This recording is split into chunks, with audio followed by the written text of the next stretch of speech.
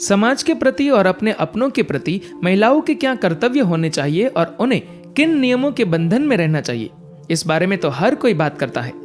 लेकिन पुरुषों के बारे में क्या ख्याल है? एक पुरुष की जिम्मेदारियां, समाज में उसका स्थान और अपनों के प्रति उसके कर्तव्यों की बात कोई नहीं करता।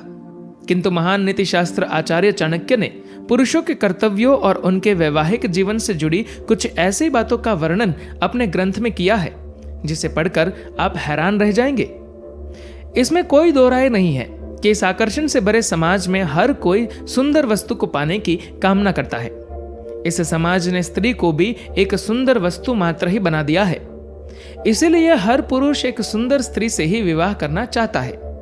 बेशक वह स्वयं दिखने में बुरा हो, खुद आकर्षक ना हो, लेकिन फिर भी विवाह के लिए उसे सुंदर या फिर कम से कम खुद से अधिक सुंदर स्त्री चाहिए, ताकि वह समाज के सामने सुंदर पत्नी पाने का रौब दिखा सके।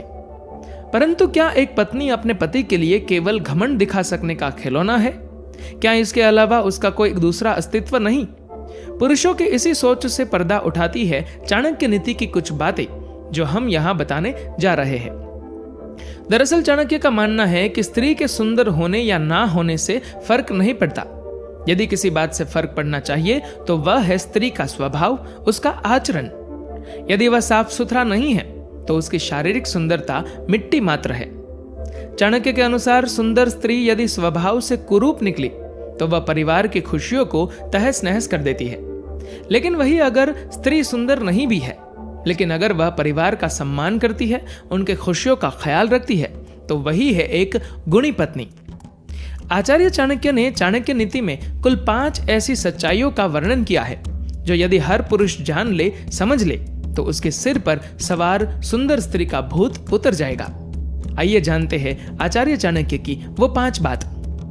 पहली बात, यदि किसी पुरुष को लगता है कि उसकी पत्नी सुंदर नहीं है, बदसूरत है, तो सबसे पहले वह खुद को शीशे में अवश्य देखे। भले ही शीशे में देखने पर उसे अपनी शारीरिक सुंदरता दिखाई दे, किंतु ध्यान से देखने पर जब वह खुद की आंखों में देखेगा तो उसे अपनी नीच सोच का आभास होगा। सुंदरता चेहरे पर नहीं बल्कि दिल में होती है। यह हर पुरुष को समझना चाहिए और कमियां हर किसी में होती है। इस संसार में कोई भी व्यक्ति सर्वगुण संपन्न नहीं है, यह हर किसी को जानना चाहिए। दूसरी बात, चाणक्य का कहना है कि अगर किसी पुरुष को अपनी पत्नी सुंदर नहीं लगती, अपनी पत्नी के प्रति उसके मन में मोह उत्पन्न नहीं होता, तो वह एक काम अवश्य करे। अपनी सोच को पीछे करके वह कुछ दिन के लिए केवल और केवल अपनी पत्नी के स्वभाव पर गौर करे, उसके गुण अवगुण दोनों को परखे, ध्यानपूर्वक उसकी गतिविधियों को जाने, वह अपने पति के परिवार के प्रति कितनी समर्पित है वह जाने। यदि आंकलन करने के पश्चात उसके गुण अवगुणों पर भारी पड़ते हैं तो इससे अच्छी पत्नी नहीं मिल सकती, यही सोचने में भलाई है। तीसरी बात, ऐसी स्त्री को याद करें जिसने कभी आपका अपमान किया हो। चाणक्य का कहना है कि व्यक्ति को अपनी योग्यता तभी समझ में आती है जब वह अपमानित किया जाता है, तब वह जानता है कि समाज उसके बारे में क्या सोचता है। लेकिन इस अपमान के बाद यदि वह खुद को उबार ले तो वह सफल कहलाता है। एक ऐसे पुरुष को जिसे अपनी पत्नी सुंदर नहीं लगती, यदि उसे उस अपमान की याद दिलाई जाए, उस स्त्री के बारे में बताया जाए जिसने उसे अपमानित किया था, तब उसे अपनी पत्नी की अहमियत समझ में आती है। चौथी बात, आकर्षण से भरे इस समाज में यदि एक पुरुष को अपनी पत्नी में सुंदरता दिखाई ना दे तो कम से कम उसके स्वभाव की सुंदरता को याद रखे। उस समय को याद करें जब समाज के विरुद्ध खड़ी आपकी पत्नी केवल आपका साथ दे रही थी।